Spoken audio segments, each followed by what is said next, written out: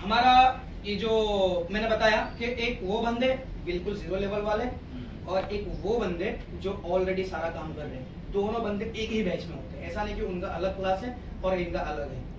अब इनको हम ट्रीट किस हिसाब से करते हैं कि जो ऑलरेडी काम कर रहे हैं उनको भी हम 0 से कर देते हैं, ठीक है। और जो कर रहे हैं वो तो बेचारे 0 है ही, वो कहाँ सवाल उठाने वाले, वो सवाल नहीं उठाते ज्यादा।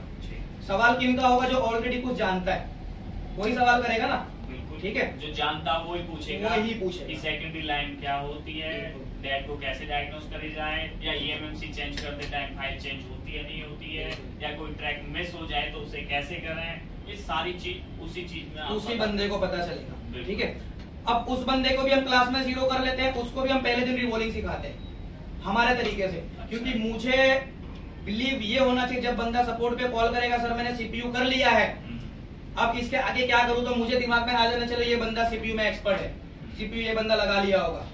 देखो मैं ये नहीं कहता कि 15 दिन में एकदम से बड़े मास्टर हो जाओगे आप, एक तरीका मैं दूंगा आपको, वो तरीके पे अगर आप चले, ज्यादा नहीं सिर्फ 1 महीना अगर मेहनत किए ना आप, मैं आपको लिख के दे सकता हूँ कि आपके काम के आगे शायद ही कोई काम लगेगा। अब इस वीडियो को देख के कुछ भैया ऐसे समझदार होंगे, बोलेंगे कि यार इंस्टीट्यूट सब ऐसे ही हैं या कैसे, थोड़ा अपनी भाषा में बता दो। देखो हर इंस्टीट्यूट और ये इंस्टीट्यूट ऐसा नहीं है कि मैं अपने आप को अच्छा बोलूंगा दूसरे को खराब बोलूंगा, ठीक है। लेकिन कुछ पॉइंट मैं बताऊंगा, फिर आप डिसीजन ले लो कि क्या रियलिटी है।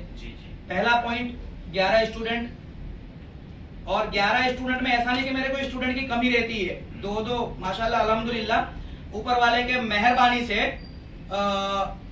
2-3 बैच मेरा एडवांस में फुल होता है। अगर आपको एडमिशन लेना हो तो 1.5-2 महीने की वेटिंग आपको करनी पड़ेगी। मैं चाहता तो ये दीवार तोड़ के बाजू वाला शॉप लेके वहां पर मैं ज्यादा नहीं कर सकता था, बड़ा हॉल बना के एक बड़ा रकम पैसा कमा सकता था, लेकिन मुझे पता है कि उतने लोगों को मैं नहीं संभाल पाऊंगा, ठीक है। एक ये पॉइंट की स्टूडेंट का मैं आपके पास। दूसरा पॉइंट ये है कि आपको 4 दिन का मैं टाइम दूंगा क्लास के अंदर, 4 दिन आप समझो, समझ में नहीं आ रहा तो आप जा सकते हो।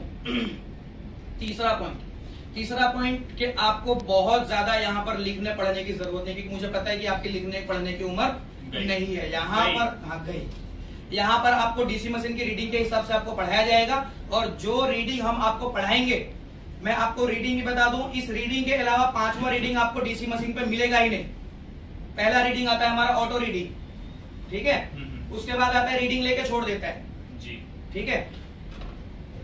कोई बात नहीं, रीडिंग में नहीं बताता हूँ फिलहाल। यूं समझ लो कि रीडिंग के हिसाब से आपको डेड को डायग्नोस बहुत इजी वे में आप कर लेंगे, बकायदे प्रूफ के साथ में। जो आपको पढ़ाया जाएगा उसी को प्रैक्टिकल कराया जाएगा। मैं एक मिनट जरा इधर देखिए, आज आपने क्या पढ़ा था? ऐसे एक मिनट कट कर दो उसे।